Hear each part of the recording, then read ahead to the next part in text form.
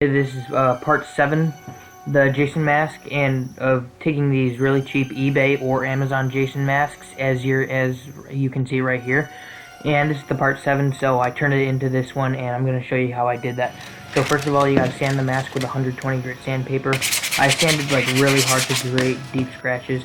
Next step, you want to draw out the damage with a pencil. And use reference photos. Use more than one also, because I did create something at like the bottom of the jaw damage that isn't correct, so I had to cut that off later. Using a Dremel tool, my favorite off-brand Dremel tool, you're gonna want to cut out the damage using the slicer tool. Don't do the deep lines, or don't do like the lines that you've drawn out. Just kind of go close enough, because you don't want to ruin those lines. You just want to cut out the basic shape, I guess. As you can see here, I am cutting out the basic shape, not going too deep to the lines, because you are going to clean them up with the sanding bit. And I'm using those 2 bricks just for extra safety, so the Dremel doesn't slip out of my hand and get on the bricks. Yep, next up we're using the sanding bit, just to further get more accurate lines.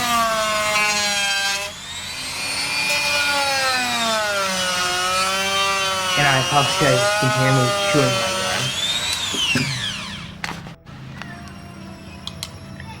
yarn. Using my X-Acto knife, or I actually think it's a utility knife, I'm cutting off any of the burrs before I proceed with the Dremel process.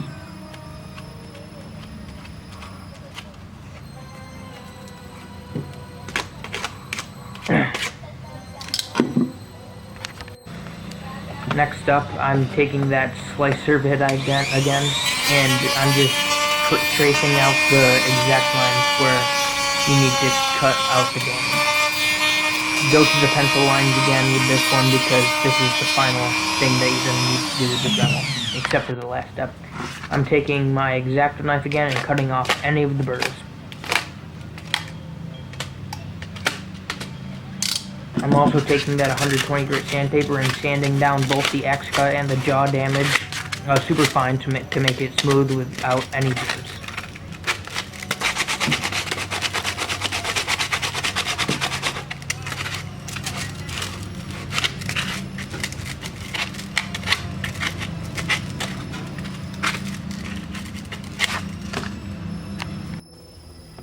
I am actually taking that slicer tool, and I'm sorry the lighting is kind of weird to get it out of focus, but I'm cutting deep, but I'm not cutting through the mask. I'm adding random jaw damage, because as I look at different reference photos, I can see there's like indents in the lines, and after I'm doing that, I'm just sanding it smooth with that 120 grit sandpaper. Don't sand too far, because it'll completely erase those lines. Here you can see my out of focus shot of the jaw damage. Now, how to hang the mask so you can paint it. Just take a coat hanger like this, and I kind of messed up. I thought I could cut through the Dremel, but it ended up just snapping the bit. So I had to get a new one. As you can see, I don't sand through that area.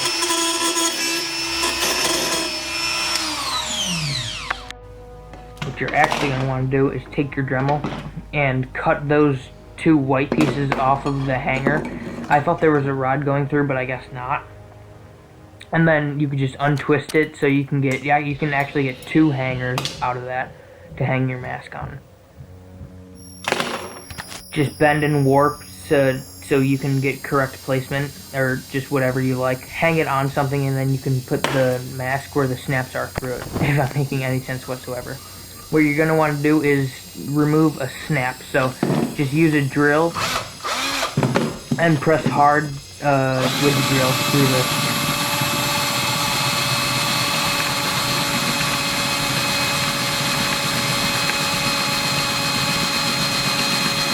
There you can see I'm struggling a bit, but just go hard.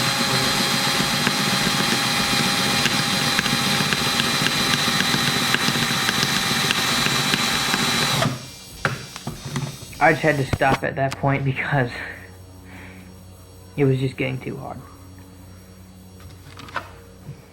Here I am pressing a lot harder, and it'll come out a lot easier.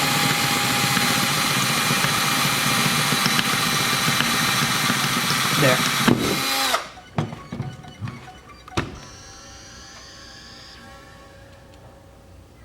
Now what you're going to want to do, I have this plastic wood X. It's a wood filler. It has this pink color and then it dries like a natural color, I guess. What you would just want to do, you want to place your finger underneath it and then get a big glob of it and just put it on there and then sand it completely smooth, and then I just used an air dryer to dry it before I sanded. So that coat hanger you can put through the top snap on the mask and just hang it anywhere after you've warped it. I hang it on the thing in my garage. I'm using this Krylon gray primer. I would recommend Rust-Oleum just because I like Rust-Oleum more than Krylon. I'm priming the mask front and back so you can't really see it. I actually did invest in a tripod the other day, so I have a lot better. Prime the front and back. What I was saying, I have a lot better view for you guys.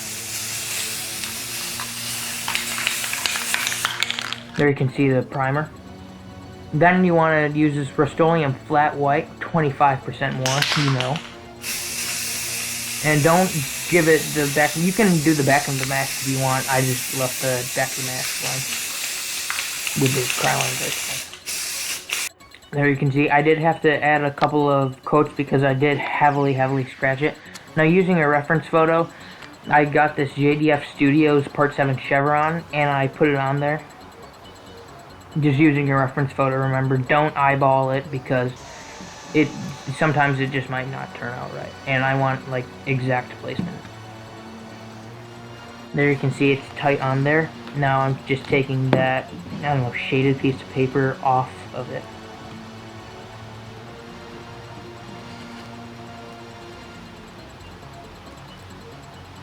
Make sure you don't pull it all off at once because it will just pull the red chevron off.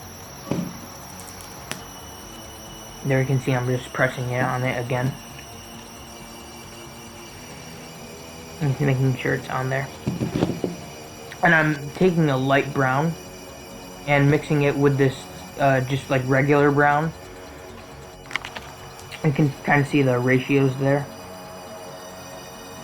And I'm mixing all that up and I'm going to apply it to the mask. Just with a paintbrush. Just random areas, again, just using reference photos. I'm going to apply it and then taking a wet rag, well, actually taking a dry rag, I'm going to just smudge it, and then after taking a wet rag, I'm going to wipe most of it off.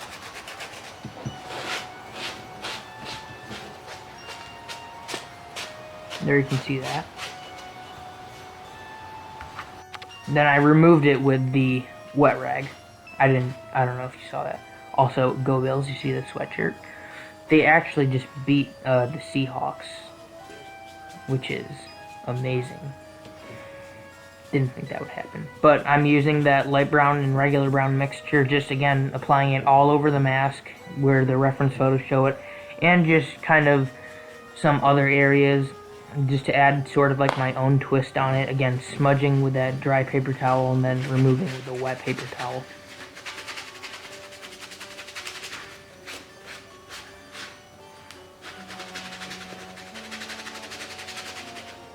When you smudge it, when you have the wet paper towel, it doesn't remove all of it, so that's why I recommend smudging with the dry one first.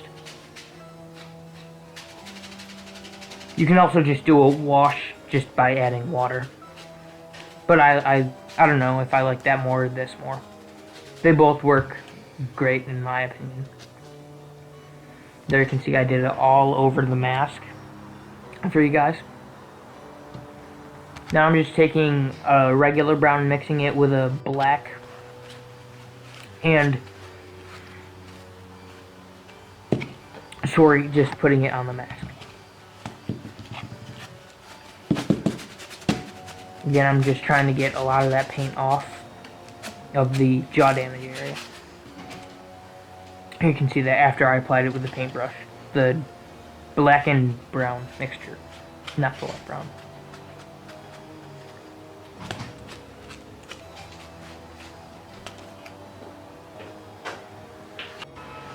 Again, I'm just putting that mixture just anywhere on the mask at the reference photos show it.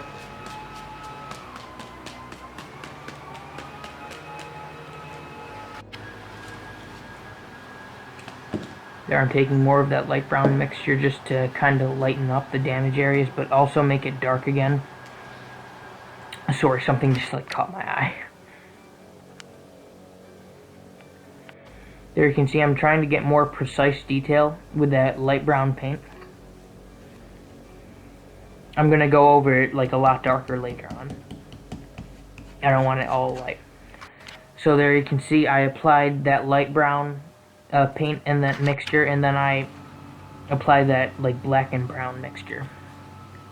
Or you can see I applied it with the paintbrush all over. I'm just lightening up again with the light brown before I like proceed any further. And I'm just patting it with my finger just to get like an even kind of distribution. I'm kind of like dry brushing here that paint on, just so I don't get like too much on.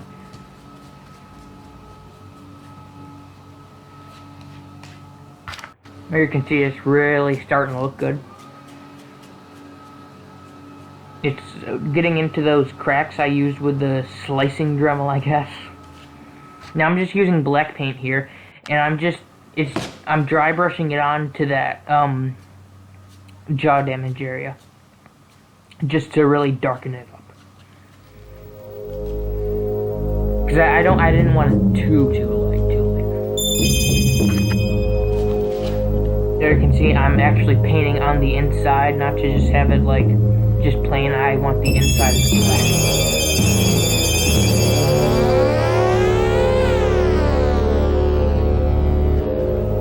And I'm just dry brushing it on there just to add more kind of dark highlights. Just random areas and use to give it kind of like a rotted kind of look to it. Make it look kind of wicked.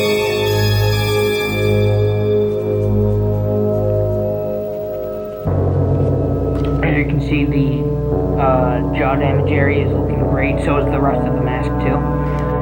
What I didn't show, I went over the jaw damage with a light brown again. I'm using this universal high gloss clear coat to clear the entire mask. So I hope you guys enjoyed. Here are some close-up shots. I really enjoyed making this. So, you know, if you liked it, you know what to do. And I'll see you in the next video. Bye.